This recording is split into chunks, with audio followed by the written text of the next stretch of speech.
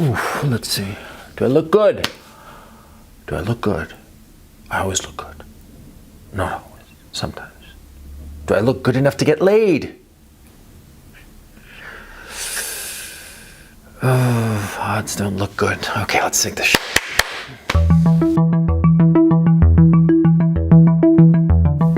Okay, let's talk about enemies. It's an important topic, actually. There are two things that you have to know, first of all, about enemies. Number one, never be afraid to make enemies. Never. And number two, pick the right enemies and for the right reasons.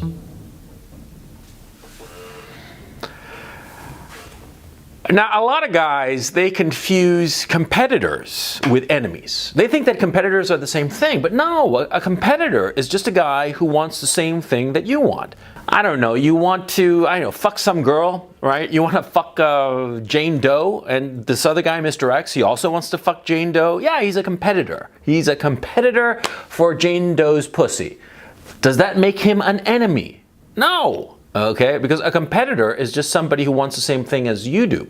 An enemy is very different. An enemy wants you gone. Okay, an enemy hates you. Doesn't matter why they hate you. They hate you, and they want ill for you. Why do they want ill? Because they basically want one of two outcomes: for you to either remove yourself from their environment, or else they want you totally annihilated from the environment. For an enemy, an annihilation of you would be good, but he'll take you leaving as the default outcome. You see what I'm saying? Which is different from a competitor. And I want to make this distinction very clear because stupid men confuse the two. Stupid men, foolish men, confuse a competitor with an enemy. A competitor, normally, and in a healthy way, should have no emotion about you. He doesn't care about you one way or the other. And many times, it's happened to me, that a competitor, we wind up being friendly with one another. Yeah, sure. With a competitor, lots of times I've gone out to have a drink with a competitor and shoot the shit. And often as not, a competitor and you will have a lot of things in common because you're faced with the same problems, because you want the same objectives. And believe it or not, you'll find in different times of your life that it pays you to be friendly with your competitor. Right, not make an enemy out of your competitor, but just acknowledge that he's a competitor, he wants the same thing that you do, and you can be friendly. Now, that doesn't mean that you're going to be friends, because so long as you both share the same objective, you can never be friends with a competitor, okay? But you also have to recognize when you're competing and when you're not. To give an example here on YouTube, for instance, there are a whole bunch of other YouTubers who do videos much like mine, right? Are they my competitors? Well, not really, because see, we're competing, quote unquote, for the same audience, but see, the audience, they can subscribe to both our channels and watch both our content. So it's not that we want the same thing, we want the same objective, but it's not the same specific thing that we want. So sure, we can be friendly and we can be very good friends. In fact, I have made, fortunate enough for me, a number of very good friends on YouTube because we recognize that though we are competing, it's not the exact same thing that we want. We want the attention of the same people, but that attention is not a finite resource. It could be spread out over 2 or 3 or several YouTubers, okay? Obviously. I mean, this doesn't need any kind of elaboration to be understood, right? Right. But a competitor that wants the same thing you do. I mean, for instance, like Jane Doe's pussy, right? Both of you want the same pussy, or both of you want the same business deal, or the same position in your corporate climb, or whatever the hell, right? Now, you can be friendly with that guy. And in point of fact, it's smarter to be friendly with him than to make him your enemy, that you hate him, okay? Why? Because, first of all, if you're friendly with somebody, you're going to act more rationally and not make so many mistakes that come out of emotion, which is what happens with enemies, and I'll get to that in just a moment. You see, when you're friendly with a competitor, you can share a lot of information that is necessary for both of you, and a lot of times, by the act of being friendly, you can get to a position with a competitor where you both sort of like, cede ground and potentially help each other, okay? A competitor is not necessarily an enemy, is the point I'm trying to make here. Because yeah, in the case of like, Jane Doe's pussy, you both want that pussy and you don't want anybody else having that pussy, right? Yeah. But in like business, lots of times you and a competitor might both want the same business deal or whatever, but it turns out that, you can both get it. And in point of fact, sometimes if you work together, you'll both get a better deal than if you'd work separately. You see what I'm trying to say? That's why in the United States and in most industrialized countries, anti-monopolistic laws, anti-collusion laws are so strictly enforced, because a lot of times in business especially, it turns out that a competitor can potentially be an ally, where you can help each other out and everybody makes out better than if they'd just been at loggerheads. You see what I mean? So competitors are different from enemies, okay? Okay, now enemies. Enemies, it doesn't matter why you made an enemy of somebody, okay? That does not matter, but the point of an enemy is that you hate him and he hates you, presumably, okay? You hate him, he hates you, and you want each other's ill, You want them to suffer and die. The ideal outcome is for you want the enemy to just disappear from the scene, right? Okay. Now, a lot of people are terrified of making an enemy, and they go out of their way not to make enemies. Why are they so afraid of making an enemy? Well, it's simplicity itself. See, they think that maybe this person that could potentially be an enemy could be useful to them in the future. And so they don't want to burn that bridge. The other possibility is, of course, that they are afraid of confrontation. They're afraid of confrontation, and therefore, instead of just, clashing openly with somebody, they sort of like try to finesse the situation. They're even willing to take a subservient position to their opponent, the person that they potentially could become an enemy of, in order to not have an enemy, because they're terrified of it. They think that having an enemy is like a bad thing, okay? Now, I'm here to tell you that an enemy is potentially a very good thing, and you should never be afraid of making an enemy, okay? You should never be afraid of making an enemy, because a lot of times an enemy will help you figure out what you're about. Crazy as that may sound. Let me explain. You see, it goes to the issue of picking the right enemy and for the right reason. See, most of the time, the enemies you make, they will be based on moral grounds. It's not necessarily that you don't like them as a person. It's that there's something about them morally that you object to. The way they behave, the way that they act, you just do not like that. And you will find many times when you have an animosity towards somebody, or that turns into enmity, it'll be that there is something about them on a moral level, on the level of principle, that you despise, okay? Because it won't usually be an issue of liking them or not. You'll find that just liking somebody or not liking them is really not enough to make of them an enemy. I mean, there are lots of people that I don't particularly care for. I mean, like on YouTube, for instance, there are lots of my fellow content creators whom I don't really like. I kind of just don't like them. I think that they're this, that, the other. It doesn't matter. It's being gay for whatever reason. But the point is, there are lots of them that I don't like, but I don't make enemies out of them. Okay? Because you make enemies because of their moral stance, of what they consider good and what they consider wrong, evil, okay? That's why you make an enemy.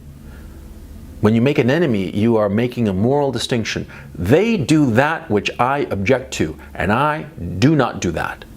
Or conversely, I do something which is good, and they refrain from doing that. See what I mean? Yeah, that can make an enemy, you see, because it's not merely that you dislike them.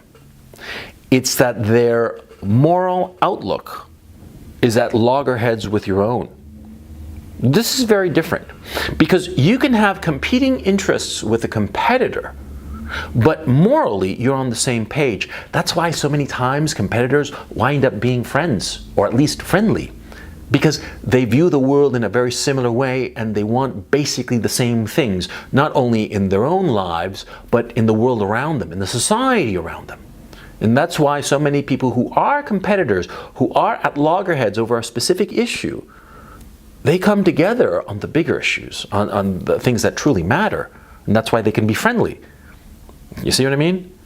But enemies, it's a moral issue. And never forget that. See? Because since it is a moral issue, who you become enemies with is a moral stance that you are taking, and you should take it. And you should take it with confidence. And I'll give you a specific example.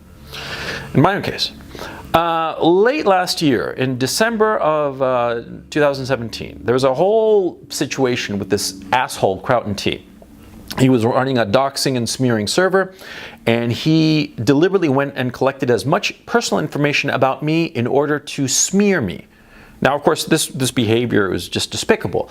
He excused it to himself and to others, claiming that I was this very bad man. And here we are a year later, and we realize it was all just bullshit, right? Now, the key issue is that, see, Sargon of Akkad knew of this investigation, quote unquote, which is just to dox and smear somebody, me, and intimidate me off of the internet. And here we are a year later, and clearly it didn't work. Now, Sargon knew about it, okay? I didn't realize it at the time until all of a sudden a series of little pieces came together, and I realized this fucker knows. This fucker, Sargon of Akkad, knows that Crowton T is doing this dox and smear campaign, and he's not putting a stop to it. And he could have, of course, because he was the leader of the group that Crowton T belongs to still, rather.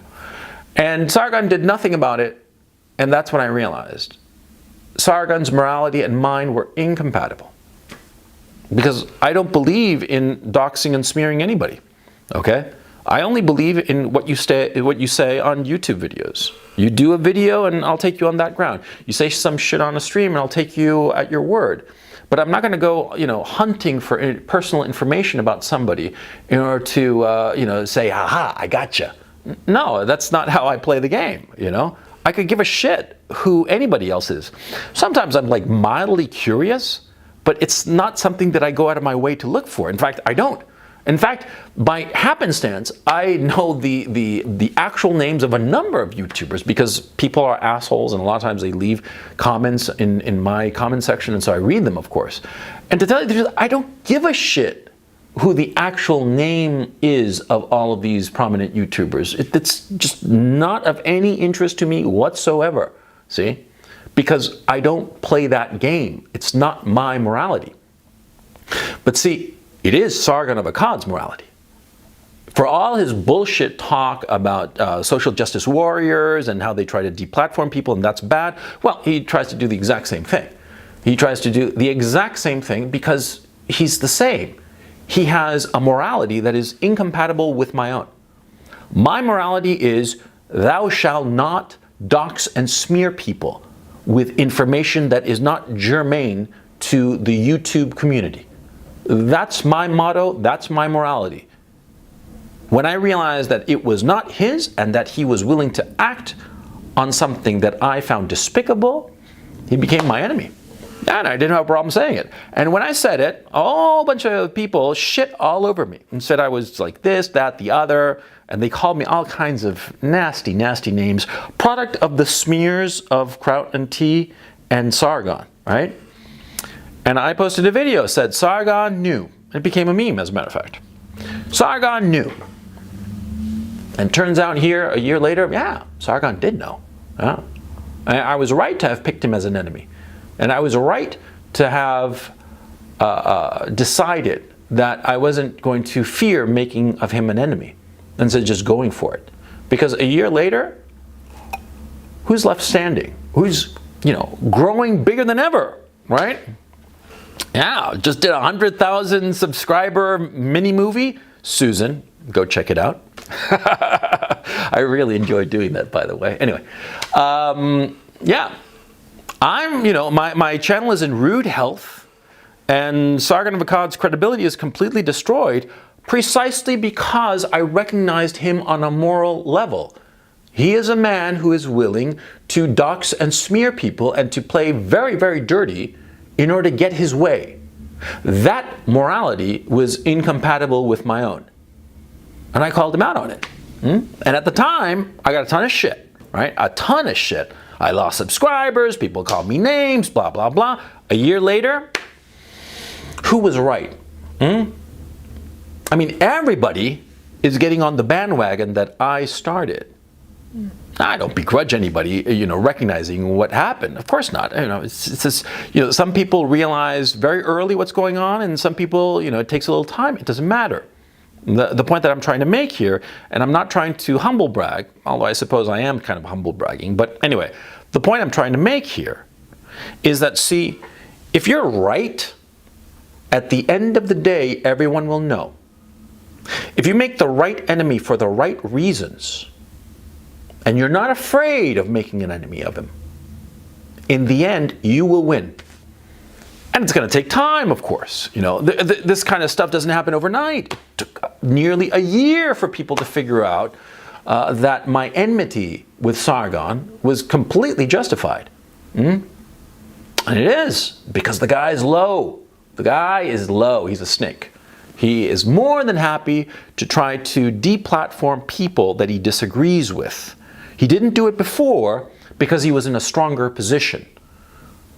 But once his position becomes weak, as it has become, because his views are down, his subscriber count is plateauing, his channels are dying. We all know that. And he doesn't know where to go or what to do. Well, when he's in a position like that, then he starts showing his true colors. And his true colors, what are they? SJW colors. That's what. They're rainbow colors. They're the colors of, a low human being. But look, this video isn't about that fucker, okay? That's not the issue at all that I'm trying to say here. What I'm trying to say here in this video is understand. See, if you're in the right, don't be afraid of making an enemy, but know at every step of the way why you are making an enemy. Understand the reasons for it, okay? And finally, making the right enemy. The right one, picking the right one. Okay. Pick the biggest one. Don't pick little. Don't go for chump change. Go for the biggest enemy in your environment. Now, of course, don't make a move on the biggest enemy when you're in a position of weakness, okay? Don't let it be known that you consider, the top dog to be your enemy. Remember, enemy as opposed to competitor, those are two different categories. If you simply see the top dog and you want to be the top dog in your environment and you want to take his place, well, it's nothing personal. You just are an ambitious little shit and want to get to the top. Well, good on you. That's life. That's competition. That's the way of nature. It's survival of the fittest. It's Darwinian, baby. You know what I'm talking about? Yeah, that's fine. Okay? And if you have the goal of getting to the top, more power to you if you just say it and go for it and do it, okay? I'm not talking about competition. I'm talking enmity, being an enemy of somebody, seeing somebody as an enemy that you don't merely want to best, but you want him obliterated from the scene. Because remember, as I said before, that's the only possible outcome with an enemy. To either have him gone from the scene altogether, or to have him completely obliterated. That's what you want to do with an enemy. You want him gone from your environment. Gone, and so long, and thanks for all the fish, motherfucker. You know what I'm talking about? Yeah. That's what you want to do with an enemy. You want him off the field of battle, gone. Doesn't matter where, or destroyed, because destroyed and gone are the same thing now, aren't they? They're not in your environment anymore. They can't cause any problems anymore, right? Right. So with an enemy, you want him gone. Now, how you go about doing this, okay?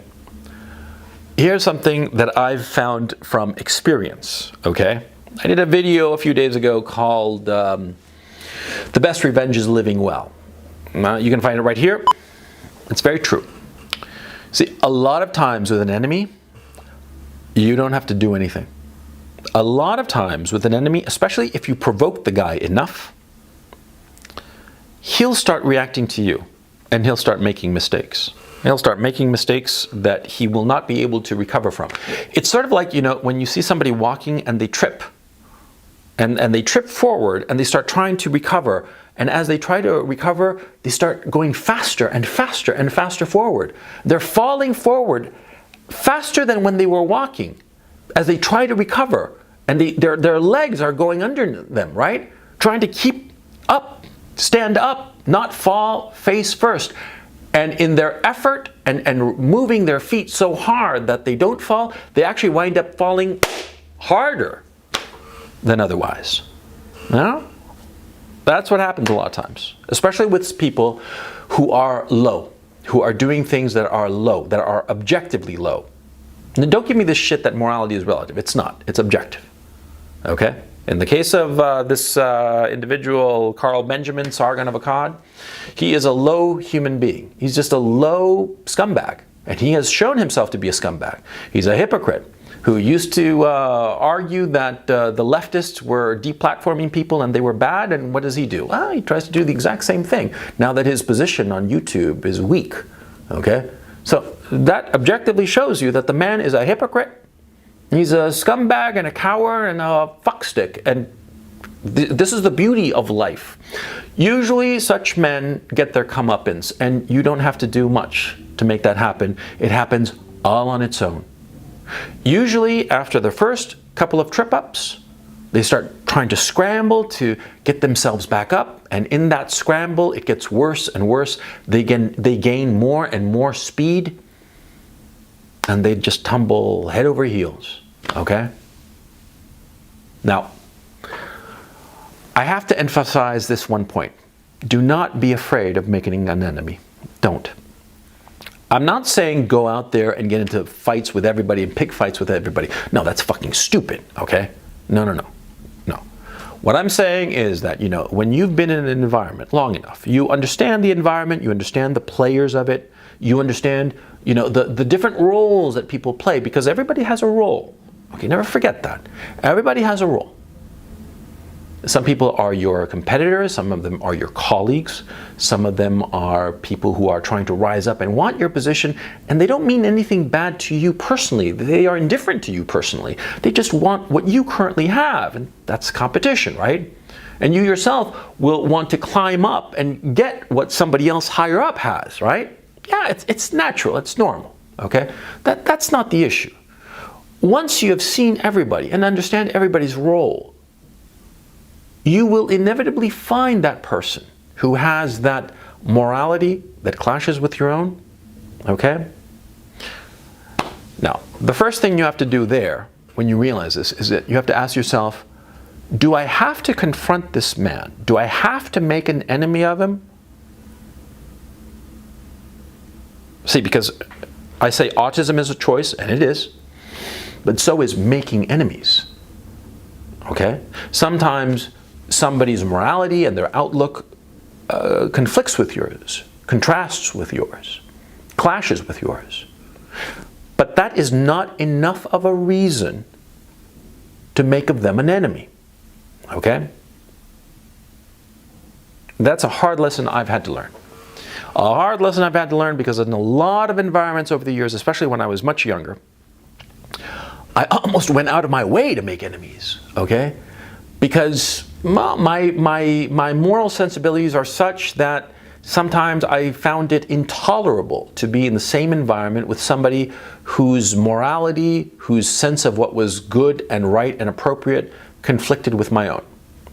And when I was younger, I was just very, very idealistic. I was, quite frankly, sort of like a white knight on that score. Not insofar as women are concerned, but insofar as being the white knight. I'm going to be the paladin. I'm going to be riding my white horse with my white armor and my silver sword, and I'm going to cut down those people who are acting in ways that I consider immoral.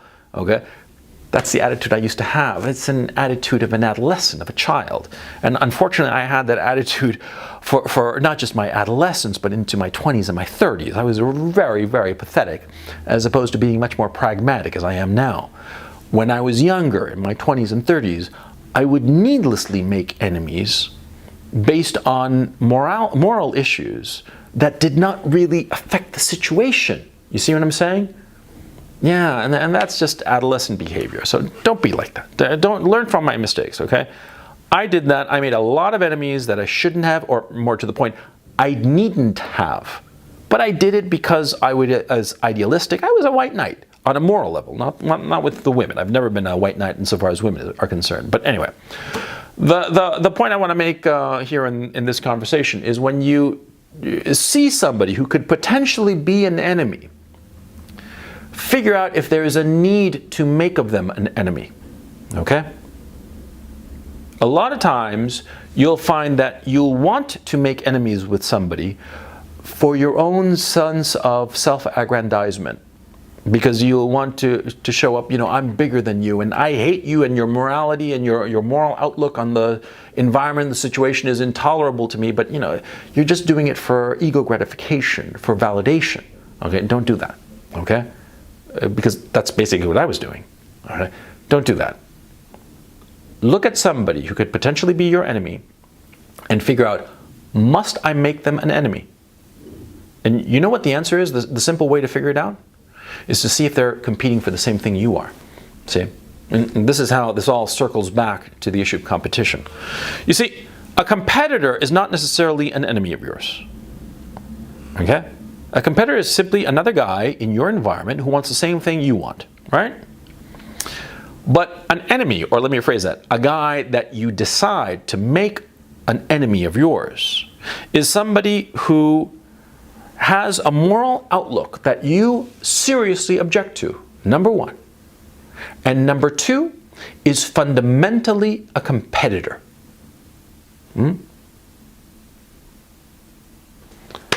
Now, usually this tends to happen with strong personalities that want to be the king shit of Turd Mountain, right? Who want to be the big guy in a given environment. Okay, there are people, and perhaps you're one of them, who in his environment needs to be the big dog, right? And he sees the current big dog and wants to shove him aside. That happens all the time. Because the fact of the matter is, you can't have two alpha dogs in the same kennel. It doesn't work, okay? At the end of the day, for the top slot, there's only room for one. Okay? In any given environment, no matter how mundane or small or grand, at the end of the day, there can only be one man. Because that's the way of nature. That's the way we have evolved. We have evolved to be competitors. We have evolved to compete, and once we get to a slot that satisfies us, we're content there. And we, elbow the others aside who are trying to come up, right? And we're happy there in our slot. But there are a few guys who just need to get to the top, who need to be the big dog. And those guys will become enemies. They can never be friends. Nope, no matter what.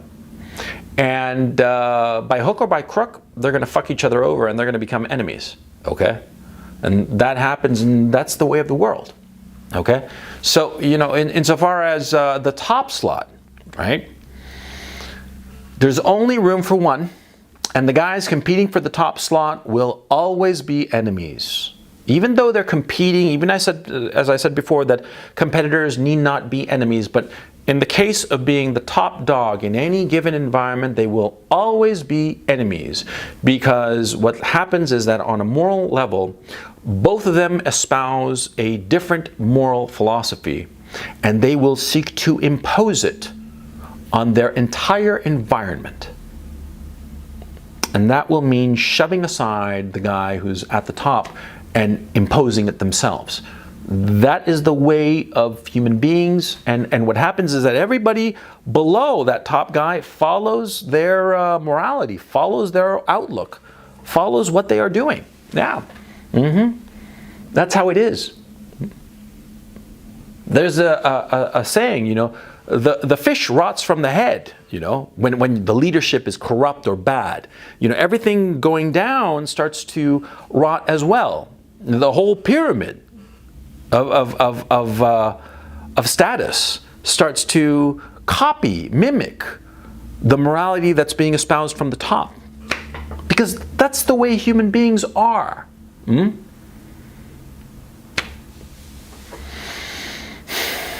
Now in this video, I've kind of like lost a little bit of track of where I was going in this whole conversation, but I think I've nailed the major points, right? The final point, see, when you see other men who are enemies, get out of their way, okay? Because there's no use of you being in the way. And most of the time, most sensible, rational men, if they are enemies, they won't begrudge you being friendly or even friends with both sides. You know, friendly, yes. Friends, then it gets trickier, okay? But don't get in the way. Just give them a wide berth, okay? Just as you see two dogs that are fighting in the street, what, you get in the way? No, you fucking get out of the way. You avoid them, you go around them. Yeah, you see two men who are enemies, don't get in the way. There's no reason for you to. Now, when you see two top dogs, two dominant men who are fighting out for the top slot of the whole environment, you're going to have to choose which of the two to follow, which of the two you want to be associated with. Because that's the reality of it, okay? When you're in an environment and you see that big man who's on top being successfully challenged by a newcomer who's got the balls and the gumption and the stick-with-itness to make a credible threat to the top dog, well, you're going to have to figure out which side you're on. And in that case, this is my suggestion, and this has stood me well over the years in regard to this particular issue. Don't go with the person you think is the winning side. Ignore who you think is going to be the winning side, and focus on who you think is morally true.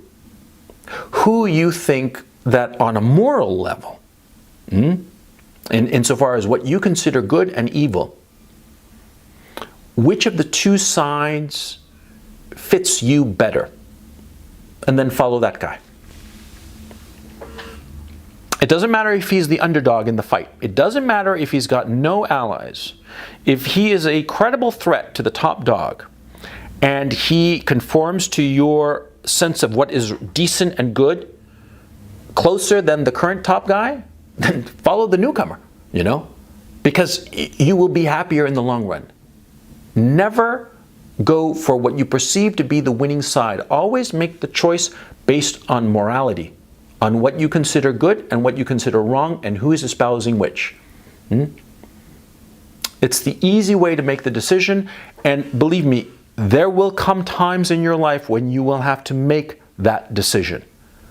You will have to decide who is your standard bearer. You will have to decide which side of the bright line you are on. And you have to make that decision. And don't be afraid to make that decision. If you, let me rephrase it. If you fail to make this decision or hesitate at the key moment or just try to wishy-wash your way out of it, you'll never be trusted. And in point of fact, eventually your position will be undermined and undercut by whoever winds up winning. Okay? Because you know nobody likes it when their support is sort of like soft pedaled, and everybody respects somebody who goes all in on one side or the other, even if they lose. Even if you go all in on one side and that side loses, people will still respect you. But nobody respects a quisling. Nobody respects a guy who's like sort of like No, don't be like that. Make your decision based on what you perceive and believe to be true and good and wholesome and right, and then follow that decision to the bitter end. Because the thing is, see, when you make a decision on those terms, you rarely get to the bitter end. Because what happens is that in the end, that side usually wins. In the long run, with enough patience and enough balls and enough grit, yeah, they hang around long enough to win.